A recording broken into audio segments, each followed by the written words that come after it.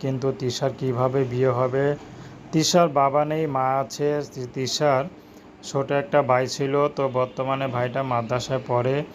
তিশার খুব পড়াশোনার ইচ্ছা ছিল, তিশা স্কুলে ভর্তি হয়েছিল, কিন্তু অভাবে সংসারে মা তাকে নিয়ে আসে। হয়তো ক্লাস 2-3 পর্যন্ত পড়েছিল, আর পড়া হয়নি।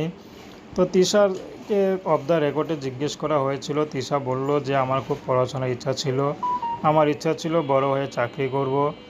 তো এখন পড়াশোনা করতে পারিনি। তো এখন বিয়ের বয়স, যদি ভালো ঘরে বিয়ে হয়। অনেকেই তো বলে লেখাপড়া না জানা থাকলে নাকি ভালো ঘরে বিয়ে হয় না। তো আমার ভালো ঘর লাগবে না, যদি ভালো একটা স্বামী পাই, তার পরিবার যেমনই হোক, যদি ভালো স্বামী পাই তাহলে তিশা তাকে বিয়ে শাদী করতে রাজি আছে। তিশার কোনো ব্যক্তিগত পছন্দ নেই। তিশা কালো হোক, ধলা হোক, বয়স বেশি হোক বা বিবাহিত হোক, তাতে কোনো যায় আসে না। তিশা চাচ্ছে শুধু একটা দায়িত্ববান পুরুষ, যে সারা জীবন তার পাশে থাকবে। আসলে টাকা পয়সা